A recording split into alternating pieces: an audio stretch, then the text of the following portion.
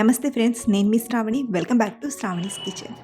ఈరోజు మన కిచెన్లో సూపర్ టేస్టీగా కరకరలాడే సన్నకార పూసను సింపుల్గా ఎలా చేయాలో చూపించబోతున్నాను. పిండి వంటల్లో ఒకటైన ఈ సన్నకార పూసను తక్కువ టైంలోనే ప్రిపేర్ చేసేయచ్చు.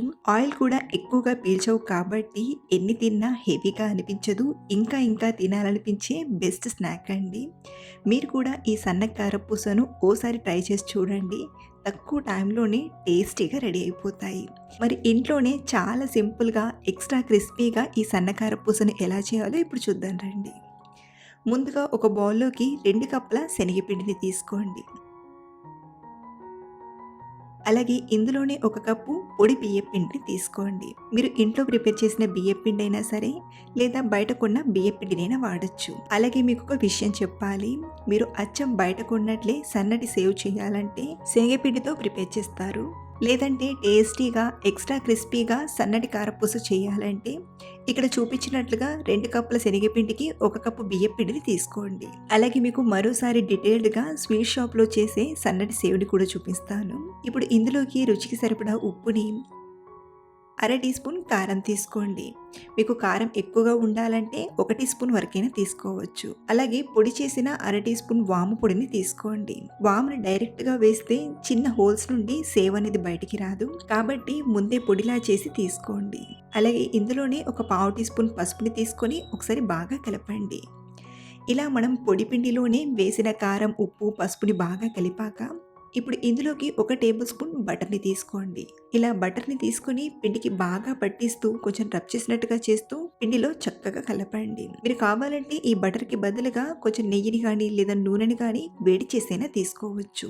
అలాగే మీరు ఈ సన్నటి కారపూసను ఎక్కువ క్వాంటిటీతో అంటే కేజీల కొద్దీ ప్రిపేర్ చేయాలంటే 1 కిలో శనగపిండికి 1/2 కిలో బియ్య పిండిని తీసుకొని చేస్తే సరిపోతుంది. ఇలా అంతా కలిసేలా బాగా కలిపాక ఇప్పుడు ఇందులోకి గోరువెచ్చని నీళ్లను కొంచెం కొంచెంగా వేస్తూ బాగా కలపండి. మనకు పిండి అనేది కొంచెం సాఫ్ట్ పిండి ముద్దలా రావాలి. మరీ పల్చగా చేయొద్దు, మరీ గట్టిగా చేయకండి. ఇలా సాఫ్ట్ పిండి ముద్దలా చక్కగా కలిపాక ఇప్పుడు ఈ పిండిని నానబెట్టాల్సిన అవసరం లేదండి. వెంటనే మనం కారపూసలా చేసుకోవచ్చు. కారపూస చేయడానికి ఇలా సన్నటి హోల్స్ ఉండి బిళ్ళను తీసుకోండి.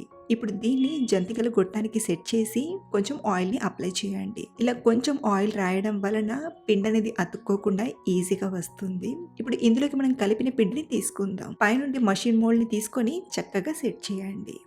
మరో పక్కన డీప్ ఫ్రైకి సరిపడా ఆయిల్ తీసుకొని బాగా వేడి చేయండి. ఆయిల్ బాగా వేడయ్యాకే సన్నకార పూసలా చేసుకోవాలి. అలాగే చాలా మందికి సన్నకార పూసను డైరెక్ట్గా ఆయిల్లో ఒత్తేటప్పుడు చేతికి ఆవిరి తగులుతుందని భయపడిపోతుంటారు.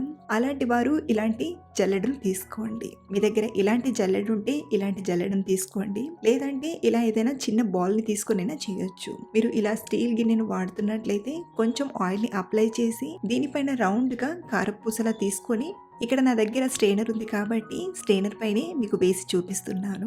ఇలా రౌండ్గా వచ్చేలా కారపూసను తీసుకోండి. చూడండి, మనం ఇలా సింపుల్గా కారపూసను చేసుకోవచ్చు.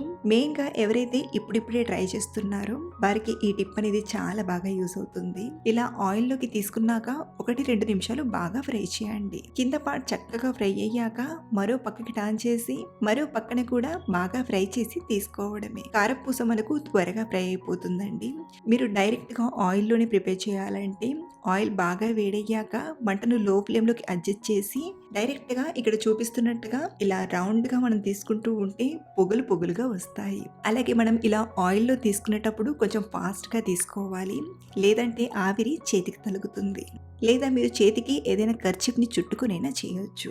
ఇలా తీసుకున్నాక ఒక 1-2 మినిట్స్ ఫ్రై చేసి మరో పక్కకి టర్న్ చేయండి. మరో పక్కన కూడా కొంచెం ఫ్రై చేసామంటే కారపూస చక్కగా ఫ్రై అయినట్లే. ఇలా మీరు డైరెక్ట్గా ఆయిల్లో అయినా ప్రిపేర్ చేయొచ్చు, లేదా మనం ముందు చెప్పుకున్న టిప్నైనా ఫాలో అవ్వండి. ఇలా అన్ని ప్రిపేర్ చేశాక నేను చివరిగా కొంచెం కరివేపాకును కూడా ఫ్రై చేసి తీసుకున్నాను.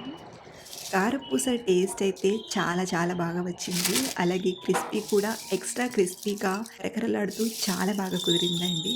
మీరు కూడా ఈ పండగకి సన్నకారపూస ప్రిపేర్ చేస్తున్నట్లయితే ఓసారి ఇలా ట్రై చేసి చూడండి. మీకు కూడా డెఫినెట్గా నచ్చుతాయి. అలాగే ట్రై చేశాక మీకు ఎలా కుదిరిందో మళ్ళీ కింద కామెంట్లో షేర్ చేయడం మాత్రం మర్చిపోకండి.